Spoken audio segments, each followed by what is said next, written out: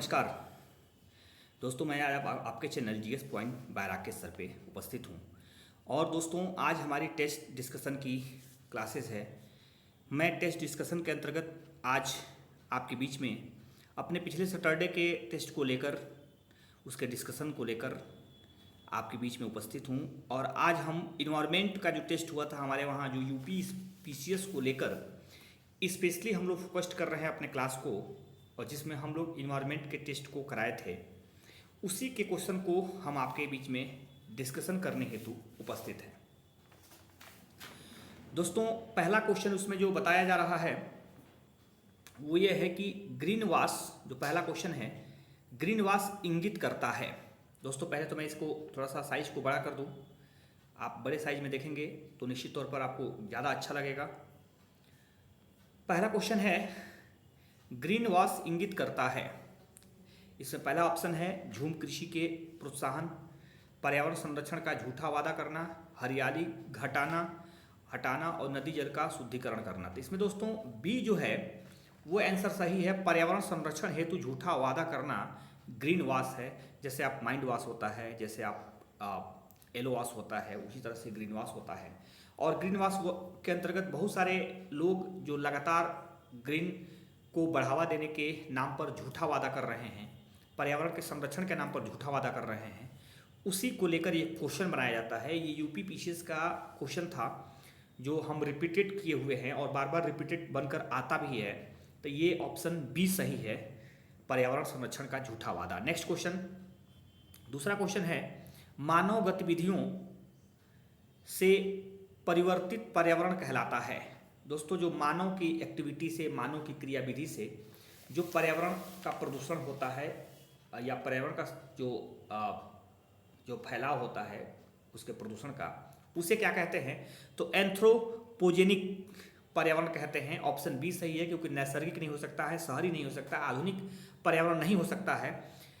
Anthropogenic पर्यावरण होता है जो मानव के क्रियाविधि से प्रदूषण फैलता है, उसी को परिभाषित करता है।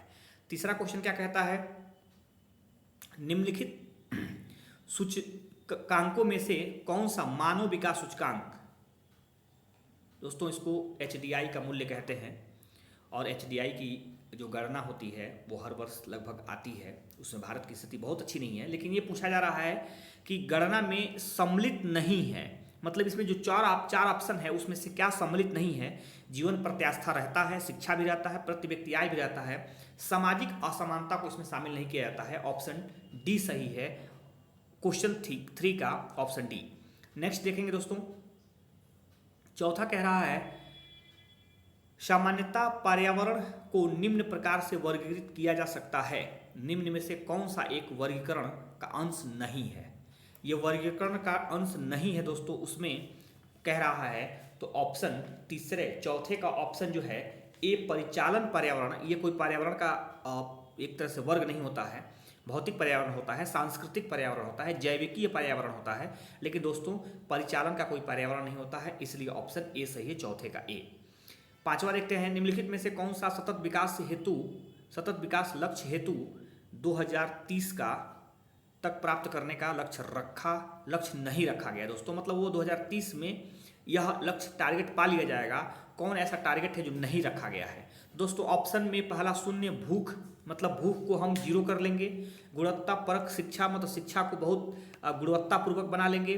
नेक्स्ट इसके 2 ऑप्शन दोस्तों यहाँ पे मिलेगा आपको, और ये जो है कि आपके ऑप्शन दोस्तों मिल रहा है, जिसमें ये आपके 2 ऑप्शन है, लैंगिक समानता और अंतरिक्ष अनुसंधान। दोस्तों अंतरिक्ष अनुसंधान 2030 का कोई टारगेट वस्तु नहीं है, कोई टारगेट एम नहीं है, इसलिए ऑप्शन डी सही है, पांचवे का डी। वनों के पेड़ों की छालों पर उगे मिलते हैं, क्या उगे मिलते हैं दोस्तों? ये आप देखेंगे, इसमें ऑप्शन जो दिया है उसके हिसाब से आपको जीवाणु दिया है, हाइड्रिला है, कवक है और नागफनी है। तो इसमें दोस्तों कवक जो है, फंगस, ये पेड़ों के छालों पर लग जाते हैं, आप देखे होंगे अक्सर। ऑप्शन सी सही है। सातवें का क्या है दोस्तों, हैदराबाद में स्थित हुसैन सागर झील। दोस्तों हैदराबाद और सिकंदराबाद के बीच में स्थित है हुसैन सागर झील, और हैदराबाद में ही माना जाता है इसको। इसकी जो वृद्धि से नष्ट हो रही है, कौन सी ऐसी तत्व है, कौन सी ऐसी प्राकृतिक वृद्धि है जिसकी वजह से नष्ट हो रही है यह झील? लेमना है, हाइड्रिला है, मगरमच्छ है और जलकुंभी है। दोस्तों जलकुंभी आप उसमें ऑप्शन डी में सही है। जैसा कि आपको पता होगा गोरखपुर में एक झील है, उसका रामगढ़ ताल के नाम से जाना जाता है, वो भी पिछले दिनों से जलकुंभी की वजह से बहुत इफेक्टेड थी। हालांकि सरकार ने बहुत कोशिश करके गोरखपुर के रामगढ़ ताल को बचाने में सफलता हासिल की, जलकुंभियों को निकालने में सफलता हासिल की, और इस तरह से जलकुंभी के ही वजह से हुसैन सागर झील भी इफेक्टेड हो रहा है। ऑप्शन डी सही है 7वें का। 8वां देखते हैं दोस्तों, मरुस्थल में उगने वाले पौधे कहलाते हैं। दोस्तों मरुस्थल में उगने वाले पौधे क्या कहलाते हैं? जीरोफाइटा कहलाते हैं। जैसा कि आपको पता होगा कि उसमें सबसे कम एक तरह से पोषकता को प्राप्त कर वह जीवित रहते हैं मरुस्थल के पौधे, इसलिए उन्हें जीरोफाइटा के नाम से जाना जाता है उस पौधों को। पादप वृद्धि हेतु सबसे उपयुक्त है। दोस्तों पादप के बढ़ने के लिए सबसे उपयुक्त क्या है? दोमट मिट्टी जो है दोस्तों, इसको कभी कभी जलोढ़ मिट्टी के नाम से भी जाना जाता है, एलुवियल सॉइल। यह पौधों को उगने के लिए बालू में भी पौधे उग सकते हैं, चिकनी मिट्टी में भी थोड़े थोड़े पौधे उग सकते हैं, बजरी मिट्टी में भी थोड़े से पौधे होते हैं, लेकिन सबसे उपयुक्त पूछ रहा है, इसलिए आप देख सकते हैं उपयुक्तता की बात किया है तो दोमट मिट्टी आपकी सही है। 9वें का बी सही है। 10वां क्वेश्चन क्या कहता है दोस्तों? पौधे किस प्रकार के जल का अवशोषित करते हैं? मतलब किस प्रकार के जल का अवशोषण करते हैं? उनके शरीर में पौधे के अंदर किस प्रकार से जल अवशोषित होता है, एक जगह से दूसरे जगह जाता है? केशिका जल के रूप में वो जल प्राप्त करते हैं पौधे, इसलिए ऑप्शन बी सही है। 11वें का दोस्तों नाइट्रोजन। दोस्तों 11वें क्या कह रहा है? 11वें का नाइट्रोजन यौगिकरण करने वाला जीवाणु है। दोस्तों इसमें थोड़ी सी क्वेश्चन को हल्का सा मिस्टेक होता हुआ आप देख सकते हैं। हालांकि बहुत हद तक सरकार जो है आयोग ने एजोटोबैक्टर को सही माना है, लेकिन कुछ जगहों पर एनाबीना को भी सही माना जा रहा है। ये क्वेश्चन थोड़ा सा विवाद में फंस सकता है, लेकिन हम लोग जो इसके लिए सबको एक आंसर दे दिया जाएगा, एक क्वेश्चन एक्स्ट्रा जो है कि इसका नंबर दे दिया जाएगा। दोनों ऑप्शन सही है, इसलिए आप जान सकते हैं नाइट्रोजन यौगिकरण करने वाला जो जीवाणु होता है एनाबीना के नाम से भी जाना जाता है, एजोटोबैक्टर के नाम से भी जाना जाता है। ऑप्शन सी और डी दोनों को सही मान लीजिए। 12वां क्वेश्चन देखते हैं दोस्तों, निम्न जलवायुवी कारकों में से कौन पार्थिवी पारिस्थितिकी तंत्र पर सबसे कम प्रभाव डालता है? मतलब दोस्तों कि कौन ऐसी जलवायु है जो पार्थिवी पारिस्थितिकी तंत्र पर सबसे कम इफेक्ट डालता है, सबसे कम प्रभाव डालता है? और इसके 4 ऑप्शन आपके सामने हैं। पहला है तापक्रम परिवर्तन, मतलब तापक्रम अगर घटता बढ़ता है तो परिस्थितियों पर प्रभाव पड़ता है कि नहीं। पवन, सूर्य प्रकाश की दशाएं और सूर्य की प्राप्तता, जल की पर्याप्तता। दोस्तों इसमें पवन जो है एक ऐसा है ऑप्शन जिसमें सबसे कम इफेक्ट डालने का काम करेगा पवन, तो इसलिए हम पवन को सही मानते हैं और इसमें आयोग भी ऑप्शन बी को ही सही माना है, पवन को सही माना गया है। दोस्तों 13वां क्या कहता है? पारिस्थितिकी तंत्र में तत्वों के चक्रण को क्या कहते हैं? दोस्तों पारिस्थितिकी तंत्र में तत्व के चक्रण को क्या कहते हैं? अब इसमें आप देख सकते हैं दोस्तों ऑप्शन के रूप में 13 का जो है यह जो है कि एक तरह से 13वां जो क्वेश्चन कह रहा है दोस्तों, उसके आधार पर आपके जैव भू रासायनिक चक्र, ये जो दोस्तों हैं जैव भू रासायनिक चक्र, यही आपके ऑप्शन सही होंगे और इस तरह से 13वां का भी सही होगा। 14वां दोस्तों क्या कहता है? कौन सही सुमेलित युग्म नहीं है? दोस्तों सही सुमेलित युग्म नहीं है ये क्वेश्चन है, इसमें आपका ऑप्शन होगा दोस्तों घटपर्णी जलोदभित। ये घटपर्णी जो है कि जलोदभित नहीं बल्कि घटपर्णी जो है कि कवक और कीटाणु को नाशक के रूप में काम करते हैं, जो जीव जंतुओं के नाशक के रूप में काम करते हैं, इसलिए जलोदभित के रूप में नहीं आते हैं बल्कि ये मृदा पर पाए जाते हैं सामान्य तौर पर, इसलिए हम 14वें का ऑप्शन डी को सही मानते हैं। 15वां क्वेश्चन क्या कहता है? 15वां क्वेश्चन कहता है दोस्तों एक पारिस्थितिकीय तंत्र में ऊर्जा की मात्रा एक पोषण स्तर से अन्य स्तर में स्थानांतरण के पश्चात, मतलब पारिस्थितिकीय तंत्र में ऊर्जा की मात्रा एक स्तर से दूसरे स्तर में जब प्रवेश करता है तो क्या होता है?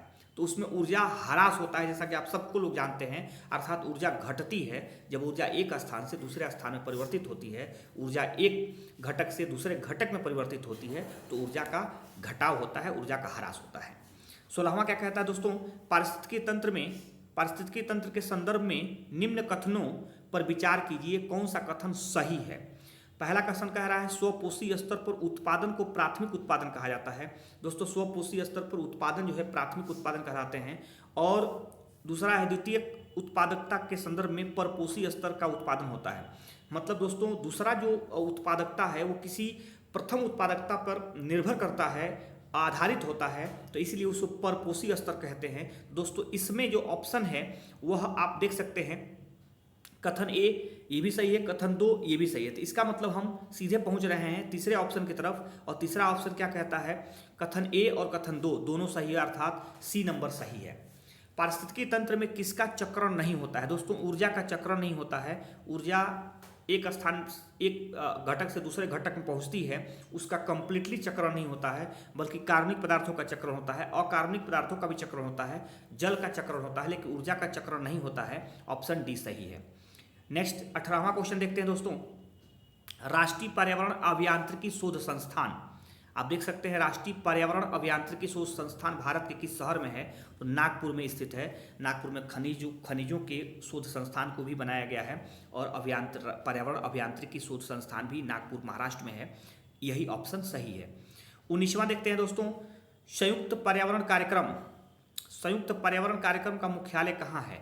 दोस्तों संयुक्त पर्यावरण कार्यक्रम का मुख्यालय नैरोबी में है, केन्या नैरोबी में। यह अफ्रीका में संयुक्त राष्ट्र संघ का एक मुख्यालय है नैरोबी में, जो पर्यावरण के कार्यक्रम को लेकर स्टेबल है। और नैरोबी एक काफ़ी पर्यावरण युक्त शहर है, जो केन्या की राजधानी मानी जाती है। दोस्तों 20वां क्या है, भारत में पर्यावरण संरक्षण अधिनियम कब पारित हुआ था। दोस्तों पर्यावरण अधिनियम संरक्षण भारत में 1986 में पारित हुआ था, और पर्यावरण अधिनियम भी इसी सन में पारित हुआ था। और जो नई शिक्षा नीति पद्धति थी, नई शिक्षा नीति जो 2020 से पहले थी, वो भी 1986 में ही थी। तो दोनों को कम्बिनेशन करके ही याद कर सकते हैं कि पर्यावरण संरक्षण अधिनियम 1986 में पारित हुआ था। नेक्स्ट दोस्तों देखते हैं, नेशनल ग्रीन ट्रिब्यूनल भारत सरकार द्वारा स्थापित किया गया। यह कब किया गया दोस्तों, 2010 में किया गया। एनजीटी कहते हैं इसको। और एनजीटी का काम देश में पर्यावरण को बचाव करना है, और पर्यावरण के संरक्षण के लिए जन जागरूकता फैलाना है। और एनजीटी की स्थापना, ये खुद भी एक प्राधिकरण है, इसको खुद भी फैसले लेने का अधिकार है। 2010 में इसको स्टेबल किया गया, आप देख सकते हैं 2010 ऑप्शन सी। नेक्स्ट 22वां क्या कहता है, पर्यावरण अनुकूल उपभोक्ता उत्पादों को चिन्हित करने के लिए सरकार ने आरंभ किया है। मतलब कोई पर्यावरण अनुकूल उपभोक्ता का उत्पादन हो रहा हो, उपभोक्ताओं के लिए उत्पादन हो रहा हो, उसको सही है, उपभोग के लिए है कि नहीं है, इसको चिन्हित करने के लिए इको मार्क का उपयोग किया जाता है। ये क्वेश्चन कई बार रिपीटेड हुआ है, और आप क्वेश्चन को ध्यानपूर्वक देखेंगे, काफ़ी महत्वपूर्ण क्वेश्चन है, बार बार पूछा जाता है। हरित विकास ग्रीन डेवलपमेंट का लेखक हैं। अब दोस्तों इसमें ऑप्शन जो दे रहा है वो 23वां का ऑप्शन, यहाँ 4 ऑप्शन आपके सामने है, MJ ब्रेडसा, M निकोलसन, RH हिटेकर और WM एडम्स। तो दोस्तों ये जो सही है ऑप्शन डी सही है, W एडम्स इसके लेखक हैं, और काफ़ी चर्चित ये पुस्तक है, इस पर कई बार क्वेश्चन बनाया गया है। नेक्स्ट 24वां है, प्राकृतिक कृषि का अन्वेषक है। प्राकृतिक कृषि का अन्वेषक है। दोस्तों किसका अन्वेषक है, ये मतलब प्राकृतिक कृषि को कौन स्टार्ट कराए हैं, तो मसानोबु फुकुओका, ये जापान के रहने वाले हैं, यही इस प्राकृतिक कृषि का अन्वेषण किए थे। प्राकृतिक कृषि एक ऐसा कृषि है जिसमें किसी भी जीव जंतु का ह्रास नहीं होता है, पर्यावरण का कोई प्रदूषण नहीं होता है।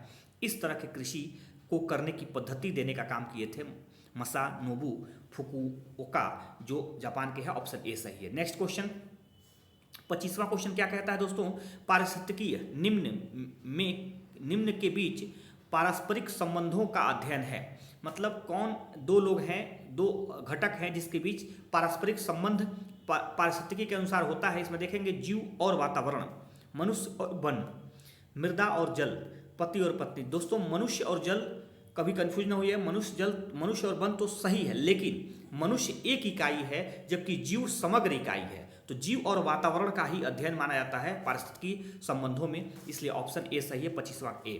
26वां देखते हैं दोस्तों, निम्न में से कौन कृत्रिम पारिस्थितिकीय तंत्र है? कृत्रिम आर्टिफिशियल पारिस्थितिकीय तंत्र क्या है?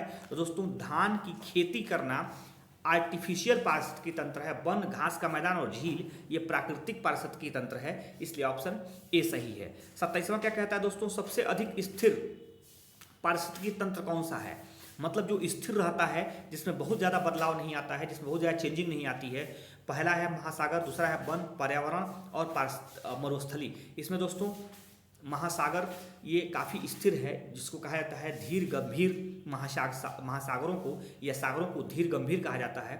उसी ऑप्शन पर आप समझ सकते हैं कि सर्वाधिक स्थिर रहता है, न इसमें ज़्यादा कोई बदलाव आता है, न कोई बदलने के लिए ये तैयार रहता है, इसलिए इसको सबसे स्थिर पारिस्थितिकीय तंत्र कहा जाता है महासागर को। नेक्स्ट क्वेश्चन 28वां क्या कहता है, भारत में पारिस्थितिकीय, दोस्तों 28वां क्या कहता है, 28वां दोस्तों क्वेश्चन कह रहा है कि भारत में पारिस्थितिकी असंतुलन निम्न में से कौन सा एक प्रमुख कारण है? जब पारिस्थितिकी असंतुलन का कारण क्या है दोस्तों, किसी भी देश के लिए पारिस्थितिकी असंतुलन उत्पन्न होता है जब वनों की धड़ल्ले से कटाई होती है। वनों उन्मूलन पारिस्थितिकी असंतुलन का सबसे बड़ा कारण है, ऑप्शन ए सही है। 29 का कह रहा है, निम्न में से कौन सा आहार श्रृंखला का निर्माण करते हैं? दोस्तों कौन सा आहार श्रृंखला का निर्माण करते हैं, लेकिन ये सबसे बड़ी बात है कि क्रम में सजाया गया है और क्रम को ही आपको पूछा जा रहा है, जिसमें ऑप्शन घास, गेहूं और आम ये तीनों आहार हैं, श्रृंखला के अंतर्गत नहीं ये सेटअप बैठ पा रहे हैं, इसलिए हम तलाशेंगे कि अगला ऑप्शन क्या कह रहा है। तो अगला ऑप्शन दोस्तों घास, बकरी और मानव। दोस्तों ये ऑप्शन इसलिए सही है क्योंकि घास को बकरी खाती है, बकरी को मानव खा सकता है, और इस तरह से ऑप्शन बी के ऑप्शन सही है और खाद्य आहार श्रृंखला का ये कारक है। 30वां क्वेश्चन क्या है, निम्न में से पारिस्थितिकी तंत्र का कौन सा जैविक जीवीय घटक संगठक नहीं है? दोस्तों जीवीय संगठक नहीं है, जानवर, जीवाणु और वनस्पति ये सभी जीव हैं, जबकि वायु जो है कि जैविक घटक नहीं माने जाते हैं, ये अजैविक घटक के अंतर्गत शामिल किए जाते हैं, इसलिए वायु आपका ऑप्शन सही है। पारिस्थितिकीय निकाय में ऊर्जा का प्रारंभिक स्रोत है। दोस्तों ऊर्जा का प्रारंभिक स्रोत क्या है? इसमें कीटवन में उत्सर्जन ऊष्मा, वनस्पति में संरक्षित शर्करा और सौर। हमेशा सौर ऊर्जा को प्राथमिक ऊर्जा का स्रोत माना जाता है दोस्तों, इसलिए सौर ऊर्जा जो सूर्य से निकलने वाली ऊर्जा है वही ऑप्शन सी है और 31 का ऑप्शन सी सही है। 32वां दोस्तों देखते हैं, 32वां क्या कहता है, जैव वानिकीय के संबंध में निम्नलिखित कथनों में से कौन सा सही है? दोस्तों जैव वानिकी के संबंध में क्या सही है दोस्तों, इसी को जानना है। और इसमें आप देख सकते हैं कि ऑप्शन आपके सामने रखा गया है, तो इसमें रखा गया है इसका शाब्दिक अर्थ है जीवन का प्रबंधन, दूसरा है यह पारिस्थितिकीय का पर्याय है, तीसरा है यह पारिस्थितिकीय तंत्रों के मूल्य पर बल देता है, यहाँ पारिस्थितिकीय होगा, तंत्रों के मूल्य पर बल देता है। तो दोस्तों आप जब ऑप्शन को देखने जा रहे हैं तो पता ये चल रहा है कि इसमें जो ऑप्शन लगाया गया है वो सामान्य तौर पर ऐसा ऑप्शन है जिसमें हम इसके कारणों में जब जाने का प्रयास कर रहे हैं तो देख ये पा रहे हैं कि ऑप्शन ए शाब्दिक अर्थ जीवन का प्रबंधन ये नहीं है, लेकिन दोस्तों ऑप्शन बी यह पारिस्थितिकी का पर्याय है, यह ऑप्शन सही है और यह पारिस्थितिकी तंत्र के मूल्यों पर बल देता है, ऑप्शन सी भी सही है। इस तरह से सी सही है, मतलब 2 और 3 इसमें सही दिया है, 32 का सी सही है। दोस्तों 33वां देखते हैं, पारिस्थितिकी अस्थायी मितव्ययिता है, यह किस आंदोलन का नारा था? दोस्तों ये नारा के रूपरेखा को तय करता है आंदोलन, इसमें आप देख सकते हैं एपिको आंदोलन है, नर्मदा बचाओ आंदोलन है, नर्मदा बचाओ आंदोलन का नारा था रैली एंड वैली, इसलिए ये नहीं हो सकता है। एपिको आंदोलन दक्षिण भारत में हुआ था, इसका कोई पैसिफिक नारा नहीं है, लेकिन चिपको आंदोलन यह सबसे इंपॉर्टेंट है उत्तर भारत में, यह उत्तराखंड से प्रारंभ हुआ था। चिपको आंदोलन चमोली जिले से इसको प्रारंभ किया गया था, गौरा देवी नामक महिला ने इसका नेतृत्व प्रारंभ में किया था, जबकि बाद में इसके नेतृत्व को आगे बढ़ाने का काम किया गया। तो दोस्तों इस तरह चिपको आंदोलन सबसे इंपॉर्टेंट है। अनुच्छेद क्वेश्चन 33 का सी सही है। 34 नंबर देख लेते हैं दोस्तों, पारिस्थितिकीय पदछाप के माप की इकाई है। पारिस्थितिकीय पदछाप के माप का जो इकाई है दोस्तों वो आपके ऑप्शन में भूमंडलीय हेक्टेयर इसमें भूमंडलीय हेक्टेयर जो है पारिस्थितिकी छाप के माप का इकाई है, जबकि बाकी नैनोमीटर ये दूसरे माप की इकाई है। क्यूबिक टन ये भी है नहीं है, इसलिए भूमंडलीय हेक्टेयर पारिस्थितिकी छाप के माप की इकाई मानी जाती है। 35 नंबर क्वेश्चन क्या कहता है तो दोस्तों, निम्न वृक्षों में कौन पारिस्थितिकीय का आतंकवादी है। दोस्तों ये बहुत बार क्वेश्चन पूछा गया है, लगातार रिपीटेड क्वेश्चन रहा है। आप जान लीजिए यूकेलिप्टस, जिसको हम लोग लिपस्टिक भी कहते हैं सामान्य तौर पर, यूकेलिप्टस पारिस्थितिकीय तंत्र का आतंकवादी की संज्ञा वाला पेड़ कहा जाता है, क्योंकि इस पेड़ में पानी जल से पृथ्वी से लेने की क्षमता होती है, लेकिन उस जल को वायुमंडल में नहीं छोड़ सकता है। इसकी पत्तियां वायुमंडल में श्वसन क्रिया के दौरान या अपने रोज के डेली वर्क के दौरान नहीं छोड़ पाती हैं, जिसकी वजह से वाटर लेवल जो धरती की है वो लगातार कम होती जाती है, वहाँ की भूमि बंजर होती जाती है। इसलिए उस पेड़ को पारिस्थितिकी तंत्र का आतंकवादी कहा जाता है। यूकेलिप्टस ऑप्शन सही है। 36वां देखते हैं दोस्तों, स्वस्थ जल समुदाय में लेंटिक आवास के उदाहरण है। लेंटिक आवास के उदाहरण दोस्तों तालाब और दलदल होता है। यह तालाब और दलदल एक ऐसी पृष्ठभूमि है, दलदल तो हालांकि जल और स्थल दोनों का मिक्स्ड क्षेत्र कहा जाता है, लेकिन तालाब को भी लेंटिक आवास की संज्ञा दी जाती है। ऑप्शन ए 36वां का ऑप्शन ए सही है। 37वां देख लेते हैं दोस्तों, और 37वां कहता है दो भिन्न समुदायों के बीच का संक्रांति क्षेत्र है। दो भिन्न समुदाय के बीच का संक्रांति क्षेत्र क्या कहलाता है दोस्तों? यह ऑप्शन आप देखेंगे तो इकोटाइप, इसको कहते हैं इकोटाइप। ऑप्शन ए सही है। इकोटाइप को दो समुदायों के बीच का संक्रांति क्षेत्र कहते हैं, इकोटाइप इसको संज्ञा दी जाती है। 38वां क्या कहता है दोस्तों, जैव विविधता मापने में गणितीय सूचकांक में से कौन सा एक स्थलीय स्तर पर किसी समुदाय या आवासीय क्षेत्र में माध्य प्रजाति विविधता को दर्शाता है। दोस्तों इसमें गणितीय रूप से गणितीय सूचकांक का स्थान पर आधार पर स्थानीय स्तर पर किसी समुदाय या आवासीय क्षेत्र में माध्य जो प्रजाति होती है, मतलब प्रजाति की विविध जो है कि जीव एक ही पास रहते हैं, उसको स्थानीय जो रूप से उनकी गणना जो होती है वो अपने स्थान पे ही रहते हैं, उनको क्या कहते हैं। तो दोस्तों 38वां का हम देखते हैं ऑप्शन, 38वां का ऑप्शन दोस्तों अल्फा सूचकांक उसको कहते हैं। दोस्तों अल्फा सूचकांक के अंतर्गत स्थानीयता की जांच होती है, जबकि बीटा और गामा में यह क्षेत्रीय और बहुत बड़े क्षेत्र पर भी बढ़ता जाता है। बीटा और गामा सबसे बड़ा होता है, लेकिन अल्फा सबसे छोटा और स्थानीय क्षेत्र माना जाता है, जो जैव विविधता और भिन्न भिन्न प्रजातियों को एक साथ रखने की जो है कि गणना होती है, गणितीय गणना होती है, उसे अल्फा सूचकांक के नाम से जाना जाता है। 39वां क्या कहता है, सर्वाधिक जैव विविधता पाई जाती है। दोस्तों इसमें सर्वाधिक जैव विविधता कहाँ पाई जाती है, उसके 4 ऑप्शन आपके सामने हैं। टुंड्रा क्षेत्र, शंकुधारी वनों में, उष्णकटिबंधीय वर्षा वनों में और शीतोष्ण वनों में। दोस्तों इसमें उष्णकटिबंधीय वर्षा वन हमेशा से कभी भी आपके सामने प्रश्न आए कि कटिबंधीय उष्णकटिबंधीय क्षेत्र तो सबसे बड़ी इंपॉर्टेंट में है, लेकिन उसमें भी जो वर्षा वन होते हैं वह सर्वाधिक वहाँ जैव विविधता पाई जाती है। पादप जंतु एक साथ मिलकर रहने की सबसे प्राकृतिक आवास मानते हैं, और ये इक्वेटर लाइन के इर्द गिर्द में पाया जाता है, इसलिए ऑप्शन सी सही है। अब देखते हैं 40वां क्या कहता है दोस्तों, साइलेंट वैली, शांत घाटी जो कहा जाता है, परियोजना निम्न में से किस राज्य से संबंधित है। दोस्तों शांत घाटी भारत में एक जगह ही है और वो केरल राज्य में है। अगस्तमालाई पर्वत के कुंडली नामक क्षेत्र के स्थान पर यह पाया जाता है, और साइलेंट वैली भारत की सर्वाधिक जैव विविधता का एक एरिया माना जाता है। इसे हॉट स्पॉट का केंद्र भी घोषित किया गया है। ये सबसे इंपॉर्टेंट है और केरल में है, कई बार क्वेश्चन पूछा गया है, पश्चिमी घाट का हिस्सा है। 41वां क्या कहता है, निम्न में से किसे भारत में जैविक विविध हॉट स्पॉट के रूप में पहचाना जाता है। दोस्तों इसमें जैविक विविध हॉट स्पॉट, दोस्तों इसमें जैविकता को लेकर पूछ रहा है, स्पेशली जैविकता को लेकर पूछता है, और विविध हॉट स्पॉट मतलब जैविक विविध हॉट स्पॉट की संज्ञा तो एक ही क्षेत्र इसका आएगा, और वह पश्चिमी घाट आएगा। दोस्तों पश्चिमी घाट भारत का सर्वाधिक जैव विविधता का क्षेत्र है, जबकि सुंदर वन यह जैव विविधता हॉट स्पॉट के अंतर्गत आते हैं, लेकिन एक छोटा सा हिस्सा है, इसलिए हम सुंदरवन को नहीं लगा सकते हैं। मानस और चेरापूंजी का कोई सवाल ही नहीं है, हम ऑप्शन बी को सही मानेंगे। 41 का ऑप्शन बी सही है। दोस्तों 42वां देखते हैं, जैव विविधता के नाश का कारण है। दोस्तों जैव विविधता क्यों खत्म हो रहे हैं, क्यों समाप्त हो रहे हैं? पहला ऑप्शन है जीवों के प्राकृतिक आवास में कमी। स्वाभाविक तौर पर किसी के प्राकृतिक आवास में कमी हो जाएगी तो उसकी संख्या घटने लगेगी।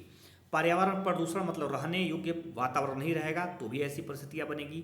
वनों का लगातार ह्रास हो तो जैव विविधता निश्चित तौर पर घटेगी, अर्थात ऑप्शन डी सही है और 42वां का ऑप्शन डी। निम्न में से कौन सा स्थल दोस्तों वनस्पति संरक्षण हेतु स्वस्थानीय पद्धति नहीं है? दोस्तों स्वस्थानीय पद्धति में नहीं है और इसको में ऑप्शन देख रहे हैं बायोस्फीयर रिजर्व, वनस्पति उद्यान। दोस्तों अगला इसमें ऑप्शन क्या कह रहा है उसको देख लेते हैं, राष्ट्रीय पार्क और वन्यजीव अभयारण्य। दोस्तों वन्यजीव अभयारण्य, राष्ट्रीय पार्क और वनस्पति उद्यान। दोस्तों ये वनस्पति उद्यान जो है इस स्वस्थानीय पद्धति में नहीं आता है। स्वस्थानीय का मतलब होता है स्थानीय रूप से वह पौधे जहाँ के हैं वहीं लगाए जाएं तो उसे स्वस्थानीय कहा जाता है। इन सीटू के नाम से इसको जाना जाता है, जबकि एक्स सीटू उसे कहते हैं जो किसी अपने प्राकृतिक आवास से हटाकर किसी अन्य स्थान पर भी उसको रोपित किया जा सकता है, उसको लगाया जा सकता है, उसे एक्स सीटू कहते हैं। तो बायोस्फीयर और दोस्तों इसमें जो बाकी है राष्ट्रीय उद्यान और वन प्राणी उद्यान, यह इन सीटू के अंतर्गत आते हैं, स्वस्थानीय के अंतर्गत आते हैं, इसलिए बायो वनस्पति उद्यान नहीं आता है। तो ऑप्शन बी सही है, 43वां का बी सही है। 44वां देख लेते हैं दोस्तों इसी के साथ, रेड डाटा बुक का प्रकाशन किसके द्वारा किया जाता है? दोस्तों रेड डाटा बुक का प्रकाशन IUCN संयुक्त राष्ट्र संघ की एक संस्था है जो पर्यावरण के देखरेख के लिए काम करती है और यह संस्था एक तरह से जेनेवा में स्थित है और इसी संस्था के द्वारा रेड डाटा बुक तैयार किया जाता है। रेड डाटा बुक के अंतर्गत ऐसी प्रजाति को इंडिकेट किया जाता है जो लगभग समाप्ति की तरफ बढ़ गए हैं या अपने प्राकृतिक आवास में नहीं देखे जा रहे हैं, उन्हीं को शामिल कर किया जाता है। IUCN द्वारा यह डाटा तैयार किया जाता है। 45वां क्या कहता है दोस्तों, किस प्रजाति को विलुप्त माना जा सकता है जब अपने प्राकृतिक आवास में देखा नहीं गया हो? तो दोस्तों इसके अंतर्गत पिछले 50 वर्षों से यदि कोई जीव अपने प्राकृतिक आवास में नहीं देखा गया हो तो उस जीव को हम लोग विलुप्त मान लेते हैं, उस जीव को हम लोग समाप्त मान लेते हैं। इसके लिए टारगेट वर्ष है 50 वर्ष। 46वां क्या कहता है दोस्तों, भारत में गिद्धों की कमी का अत्यधिक प्रमुख कारण है। जो दोस्तों गिद्ध लगातार कम होते जा रहे हैं भारत में और भारत और पाकिस्तान दोनों में कम होते जा रहे हैं। इसका सबसे बड़ा कारण है कि जानवरों में दर्द निवारक की दवाई खिलाई जाती है। जब जानवर मरते हैं, जो दर्द निवारक दवाइयाँ खा चुके रहते हैं, यदि वो मरते हैं तो उस जानवर को जैसे गिद्ध खाते हैं, गिद्ध में बीमारी उत्पन्न होती है और गिद्ध मरते जाते हैं। इसलिए दोस्तों यह पता लगाया गया है जिसमें जानवरों के दर्द निवारक गोली के इफेक्ट से ही गिद्धों की संख्या लगातार कम हो रही है और भारत और पाकिस्तान में सबसे ज़्यादा गति से गिद्धों की संख्या कम हुई है और इसके कारण जो बताए गए हैं वह दर्द निवारक दवाई को ही बताए गए हैं। दोस्तों 47वां क्या कहता है, वेटलैंड दिवस मनाया जाता है आर्द्र भूमि दिवस के रूप में जाना जाता है। 2 फरवरी को जाना जाता है दोस्तों। 2 फरवरी 1971 को एक सम्मेलन हुआ था जो ईरान में रामसर में, और रामसर में इसी सम्मेलन के इस दिन को हर साल 2 फरवरी के रूप में वेटलैंड दिवस के रूप में मनाने की एक प्रथा प्रारंभ हुई और यह प्रथा दुनिया भर में लगातार प्रचलित हुई। तो दोस्तों ये हम डिटेल अपने पर्यावरण क्लास में बताते हैं। हमारे वहाँ पर्यावरण की बहुत ही स्टैंडर्ड क्लासेस चलाई जाती हैं।